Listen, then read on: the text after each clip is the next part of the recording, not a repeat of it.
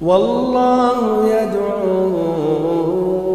إلى دار السلام ويهدي من يشاء إلى صراط مستقيم.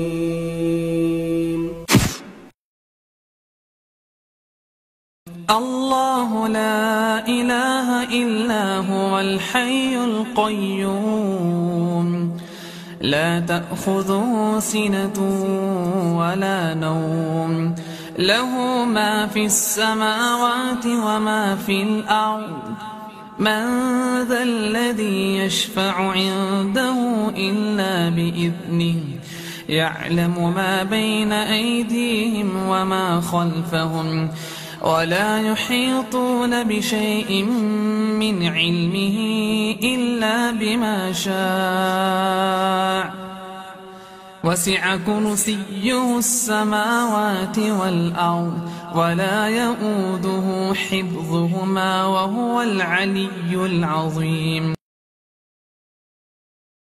الحمد لله رب العالمين والصلاة والسلام على أشرف الأنبياء وسيد المرسلين نبينا وحبیبنا محمد وعلى آلہ وصحبہ اجمعین اما بعد.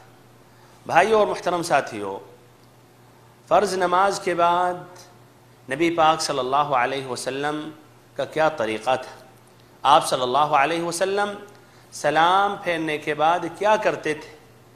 ہم سبھی کو یہ جاننا چاہیے، پھر عمل کرنا چاہیے.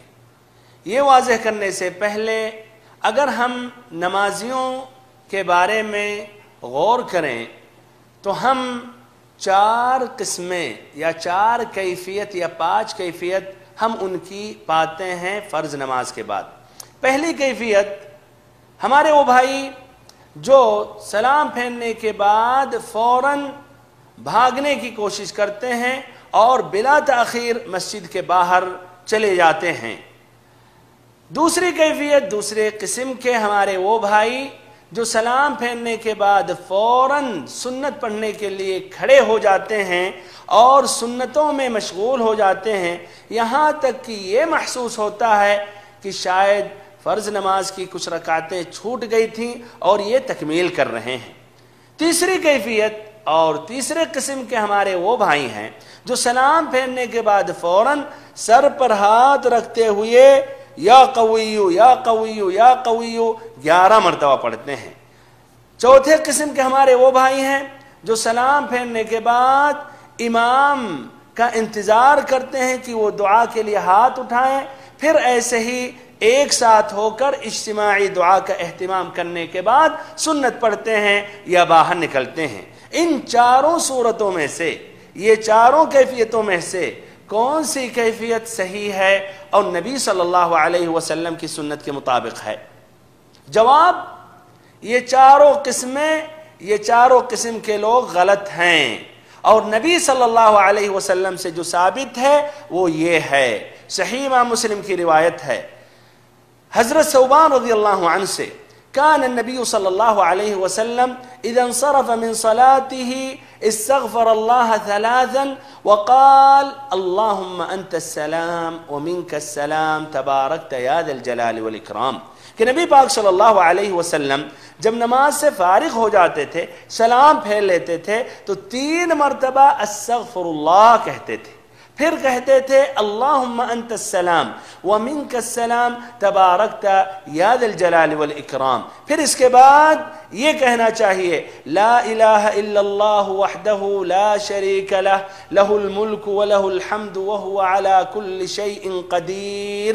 اللہم لا مانع لما اعطیت ولا معطی لما منعت ولا ينفع ذا الجد منك الجد. جس طرح کی صحیح امام بخاری اور امام مسلم کی روایت ہے حضرت المغیرہ ابن شعبہ رضی اللہ عنہ سے. پھر یہ کہنا لا الہ الا اللہ وحدہ لا شریک لہ لہ الملک ولہ الحمد وہو علی کل شیء قدیر. لا حول ولا قوة الا باللہ لا الہ الا اللہ ولا نعبد الا ایاہ له النعمة وله الفضل وله الثناء الحسن لا إله إلا الله مخلصين له الدين ولو كره الكافرون، جس طرح کی صحیح امام مسلم کی روایت ہے حضرت ابن الزبیر رضی اللہ عنہما سے۔ پھر اس کے بعد 33 مرتبہ سبحان اللہ کہنا، پھر 33 مرتبہ الحمدللہ کہنا، پھر 34 مرتبہ اللہ اکبر کہنا، جس طرح کی ترمذی کی روایت ہے حضرت ابن عباس رضی اللہ عنہما سے، یا 33 مرتبہ سبحان اللہ کہنا، پھر 33 مرتبہ الحمدللہ کہنا، پھر 33 مرتبہ اللہ اکبر کہنا، اس طرح 99 ہو گیا۔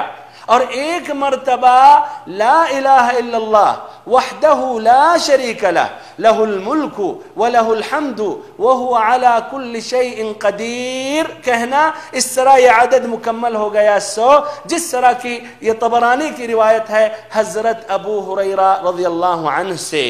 پھر آیت الکرسی کی تلاوت کرنا، جس طرح کی النسائی اور الطبرانی کی روایت ہے۔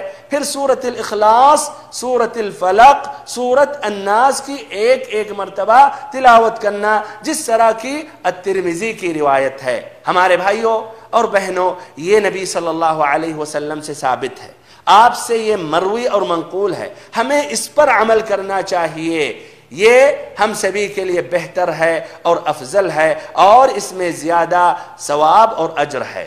اب رہی بات ہمارے وہ بھائی جو نماز کے بعد فوراً باہر نکلتے ہیں، تو یہ ہمیں جاننا چاہیے کہ یہ ذکر کے لیے بیٹھنا واجب اور لازمی نہیں ہے، نہ ایسے ہی یہ سنت راتبہ پڑھنا ضروری اور لازمی ہے، یعنی ان پر صرف یہ 5 وقت کی نمازیں فرض ہیں، اور 5 وقت کی نمازوں کے علاوہ باقی سنتیں یہ فرض اور واجب نہیں ہیں، جس طرح کی صحیح امام بخاری اور امام مسلم کی روایت ہے۔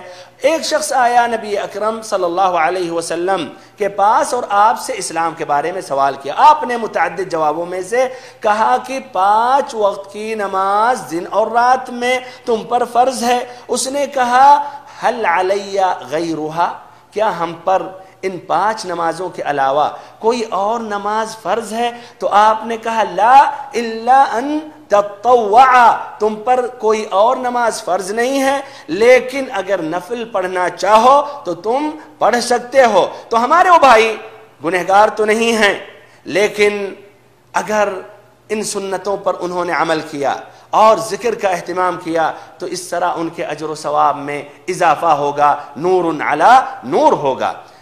اور دوسرے قسم کے ہمارے وہ بھائی جو فوراً سنت پڑھنے کے لیے کھڑے ہو جاتے ہیں، تو لا شک سنت پڑھنے میں بہت ہی اجر و ثواب ہے، بلکہ صحیح امام مسلم کی روایت ہے، ام حبیبہ ام المؤمنین رضی اللہ عنہا سے مروی ہے، کہتی ہیں سمعت النبی صلی اللہ علیہ وسلم یقول من صلی للہ 12 رکعہ فی یوم ولیلہ بنى اللہ له بہن بیتا فی الجنہ یا بنی لہ بہن بیت فی الجنہ، کہ جس شخص نے دن اور رات میں 12 رکعتیں پڑھیں، 12 رکعتوں کا اس نے اہتمام کیا، تو اس کے لیے اللہ تعالی جنت میں گھر بنائے گا۔ سنن میں اس کی وضاحت ہے کہ 2 رکعت فجر سے پہلے اور 4 رکعت ظہر سے پہلے اور 2 رکعت ظہر کے بعد اور 2 رکعت مغرب کے بعد اور 2 رکعت عشاء کے بعد۔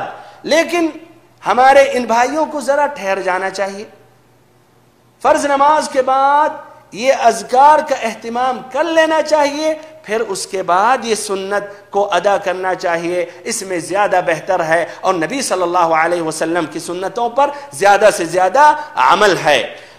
تیسرے قسم کے ہمارے وہ بھائی جو سر پر ہاتھ رکھ کر یا قوی 11 مرتبہ پڑھتے ہیں، تو اس کی دلیل کیا ہے؟ کیا نبی صلی اللہ علیہ وسلم سے ثابت ہے؟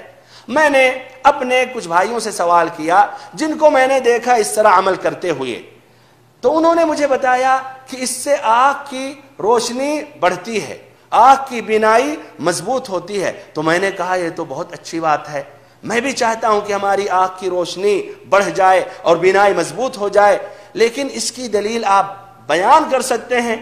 تو انہوں نے کہا کہ ہمارے پاس دلیل نہیں ہے لیکن اہل علم سے میں پوچھوں گا۔ سبحان اللہ، بعد میں اتفاق ہوا، انہی کا سامنا انہی کے ایک عالم سے ہوا، تو میں نے ان عالم سے پوچھا کہ حضرت آپ لوگ سلام پھیرنے کے بعد سر پر ہاتھ رکھ کے یا قویو پڑھتے ہیں، تو کیا اس کی دلیل آپ بیان کر سکتے ہیں، اس کی دلیل آپ ذکر کر سکتے ہیں؟ تو انہوں نے کہا فلاں عالم نے اپنی فلاں کتاب میں ذکر کیا ہے اور انہوں نے کہا اس سے آنکھ کی روشنی بڑھ جاتی ہے۔ میں نے کہا بہت اچھی بات ہے، لیکن دلیل کیا ہے؟ تو کہا انہوں نے دلیل یہ ذکر کیا کہ ان کا تجربہ ہے۔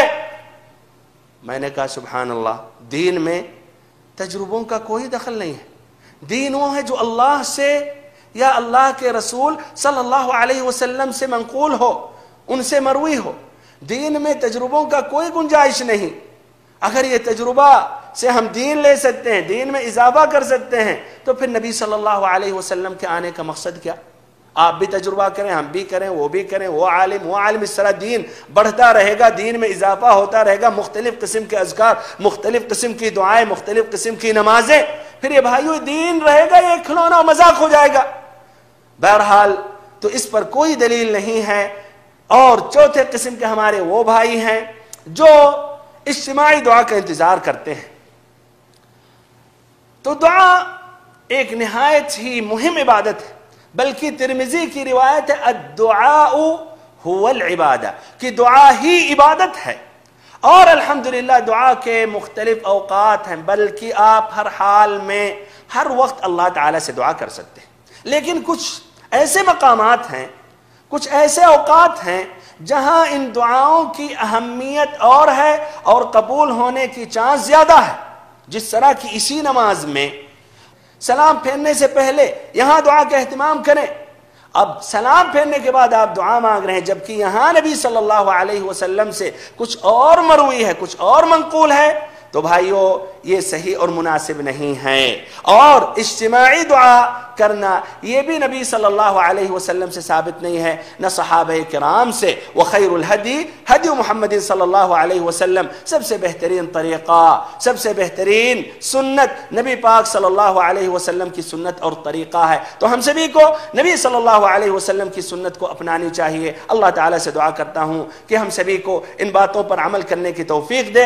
اور نبی صلی اللہ علیہ وسلم کا جو طریقہ ہے وہ طریقہ اپنانے کی توفیق دے۔ وآخر دعوانا ان الحمد للہ رب العالمین وصلی اللہم وسلم وبارک وانعم علی عبدک ورسولک محمد۔